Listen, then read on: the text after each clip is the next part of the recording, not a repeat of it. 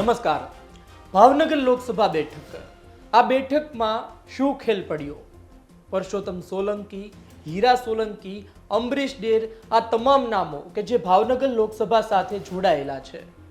એવું તો શું થયું કે હીરા સોલંકીનું નામ ચાલતું હતું અને ત્યારબાદ નીમુબેન બાંભણિયાને મૂકવામાં આવ્યા. ભાવનગર લોકસભામાં હીરાભાઈ સોલંકીએ શું પોતે જ ના પાડી દીધી લોકસભા લડવાની? શું પરસોત્તમભાઈ સોલંકી રાજુલા બેઠક અન્ય કોઈને આપવા તૈયાર નહોતા? અંબરીશ ડેરનું હવે શું થશે એ પણ સૌથી મોટો સવાલ છે. આ તમામ સવાલો છે ભાવનગર લોકસભા બેઠક વિશે. ભાવનગર લોકસભા બેઠકમાં ભારતીય જનતા પાર્ટીના ઉમેદવાર જાહેર થઈ ચૂક્યા છે. નીમુબેન બાંભણિયા સંગઠનમાં મોટી પકડ ધરાવે છે, શાંત સ્વભાવના છે અને મેયર તરીકે કામ કરી ચૂક્યા છે. આ નીમુબેન બાંભણિયાનું નામ સામે આવ્યું છેલ્લા થોડા દિવસોમાં, પરંતુ એ પહેલા જે નામ ચાલતું હતું એ નામ હતું હીરા સોલંકી. કોળી સમાજનો એ ચહેરો કે જે રાજુલા બેઠક પર વર્ષો સુધી ચૂંટાય છે. 2017માં તેને હરાવે છે અંબરીશ ડેર. તેની પણ આ લોકસભા બેઠકમાં એક મહત્વની એક પરિબળ માનવામાં આવતું હતું કે શું તેઓ આ બેઠકમાં કઈ ફેક્ટર ભજવશે. ભાવનગર લોકસભા બેઠકમાં નામો ગોતવામાં આવી રહ્યા હતા. આ જ સમયે અંબરીશ ડેર પોતે ભારતીય જનતા પાર્ટીમાં જોડાય છે, કોંગ્રેસમાંથી રાજીનામું આપે છે. કોંગ્રેસના દિગ્ગજ નેતાઓમાં સ્થાન ધરાવતા હતા, લડાયક નેતાઓમાં સ્થાન ધરાવતા હતા. અંબરીશ ડેરનું રાજીનામું પડે છે અને ત્યારબાદ એક ચર્ચા જન્મ લે છે કે હવે અંબરીશ ડેર રાજુલામાં વિધાનસભા લડી શકે છે. તમે વિચારશો કઈ રીતે? તો રાજુલામાં વર્તમાન ધારાસભ્ય હીરા સોલંકી છે. હીરા સોલંકીને ભાવનગર લોકસભા લડાવવામાં આવે, રાજુલા વિધાનસભા ખાલી પડે, ત્યાં પેટા ચૂંટણી થાય ને ત્યાં ભારતીય જનતા પાર્ટીનો ઉમેદવાર અંબરીશ ડેર હોય. આ એક ફોર્મ્યુલો હતો, આ એક સમીકરણ હતું જે ચર્ચાઈ રહ્યું હતું કે અંબરીશ ડેર ફરી રાજુલામાં ધારાસભ્ય બની શકે છે. ત્યારે એક ચર્ચા તેવી પણ બની કે રાજુલામાં અંબરીશ ડેરને ભારતીય જનતા પાર્ટી ઉતારે છે તો શું પરસોત્તમ સોલંકી, સોલંકી પરિવાર, કોળી સમાજ આ બાબતે રાજી થશે? અંબરીશ ડેરને માટે CR પાટીલ રાજુલા આવે છે, રાજુલામાં કાર્યક્રમનું આયોજન થાય છે, પરંતુ હીરા સોલંકી ફક્ત 1 મિનિટની આજુબાજુ પોતાનું વક્તવ્ય પૂરું કરી દે છે. આ વક્તવ્યમાં ન તો તે અંબરીશ ડેરનું નામ લે છે, ન તો કોઈ મોટી વાત કરે છે.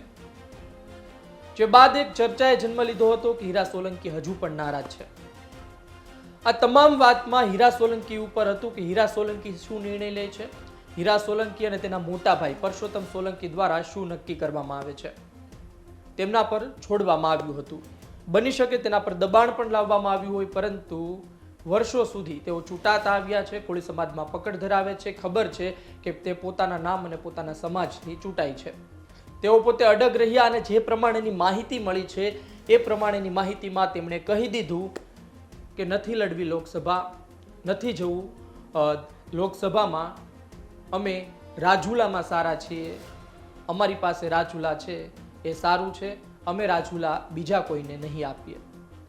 રાજુલા વિધાનસભા કોઈને આપવાની ના પાડી દીધી અને જો હીરા સોલંકી લોકસભા લડે છે તો રાજુલા વિધાનસભા કોળી ઉમેદવારને જ આપવા પર વાત અટકી હતી. એ વાત પર કદાચ ભારતીય જનતા પાર્ટી સહમત નહીં થઈ હોય, કારણ કે ભારતીય જનતા પાર્ટી પાસે હીરા સોલંકી સિવાય રાજુલા વિધાનસભામાં દિગ્ગજ ચહેરો એક છે, અંબરીશ ડેર છે. કોળી સમાજનો બીજો ચહેરો કોણ છે એ હજુ સુધી હીરા સોલંકીને ટક્કર. રાજુલામાં બીજો ચહેરો કોણ? કરણ બારૈયા અપક્ષ ઉભા રહ્યા હતા, પરંતુ તે રંગ ના બતાવી શક્યા. હવે સવાલ એ છે કે અંબરીશ ડેરનું શું થશે? અંબરીશ ડેર પણ વિચારી રહ્યા છે જ્યારથી નીમુબેન બાંભણિયાનું નામ ભાવનગર લોકસભામાં જાહેર થઈ ચૂક્યું છે. કેટલાય લોકો તેવું કહી રહ્યા છે કે અંબરીશ ડેર સહિતના નેતાઓ ભારતીય જનતા પાર્ટીમાં આવ્યા છે તો પોતે નહીં સેટ થાય તો પોતાના પુત્રને જરૂરથી સેટ કરશે.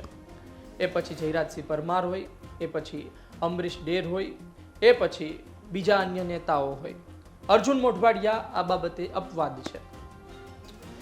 હવે અર્જુન મોઢવાડિયા પોતે તો પોતાના સંતાન બાબતે વાત નહીં કરતા, પરંતુ અમરીશ ડેર એનું શું થશે? શું અમરીશ ડેરને કોઈ બીજી લોકસભા લડાવવામાં આવશે? શું અમરીશ ડેરને સંગઠનમાં સ્થાન આપવામાં આવશે કે પછી અમરીશ ડેરને હમણાં વેટ એન્ડ વોચ કરવામાં આવશે? રાહ જુઓ 2027માં કઈ મોટું પદ આપીશું અથવા તો 2027માં કઈ મળશે. અમરીશ ડેર પોતે ભારતીય જનતા પાર્ટીમાં જોડાઈ ગયા છે ત્યારે તેઓ બોલ્યા હતા રાજુલામાં કે કોઈ પણ જાતનું કમિટમેન્ટ થયું નથી, ભારતીય જનતા પાર્ટી જે કામ આપશે તે કામ કરવામાં આવશે. પરંતુ રાજનીતિમાં સેવા અલગ વાત હોય છે, હોદ્દો અને પદ એ મોટી વાત હોય છે. અમરીશ ડેર સ્વાભાવિક છે, ઈચ્છતા હોય કે રાજુલા વિધાનસભા લડાવવામાં આવે, પરંતુ ચાલો માની પણ લઈએ કે પેટા ચૂંટણીમાં રાજુલા તેમને લડાવી હોત, પરંતુ 2027માં શું ભારતીય જનતા પાર્ટી તેમને ટિકિટ આપત? આ વાત કદાચ તેમને પણ ખબર હશે. આ તમામ વસ્તુ સમજીને તેઓ ભારતીય જનતા પાર્ટીમાં જોડાણા છે. હાલ પરિસ્થિતિ અલગ છે.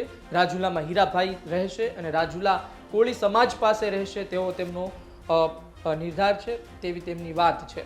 હવે આ તમામ વાત વચ્ચે અમરીશ ડેર ક્યાં જાય છે તેના પર નજર રહેશે. પરસોત્તમ સોલંકી આટલી મોટી ઉંમર થઈ છે પરંતુ આજે પણ કોળી સમાજમાં એ જ વર્ચસ્વ ધરાવે છે. પરસોત્તમ સોલંકીને કોળી સમાજના લોકો ભગવાનની જેમ માને છે. એટલા માટે જ ભાવનગર રૂરલથી વર્ષોથી ચૂંટાતા આવ્યા છે. આ ભાવનગર લોકસભા બેઠકમાં આમ આદમી પાર્ટી અને કોંગ્રેસના ગઠબંધનના ઉમેદવાર છે. ઉમેશ મકવાણા કોળી સમાજનો ચહેરો છે અને તેની સામે કોળી ઉમેદવાર મૂકવો હતો, એટલા માટે હીરા સોલંકીની પણ પસંદગી કરવામાં આવી હતી, પરંતુ તેની ના છે. નીમુબેન હવે મેદાને છે. જોવું રહ્યું કે આ ભાવનગર લોકસભામાં શું થાય છે.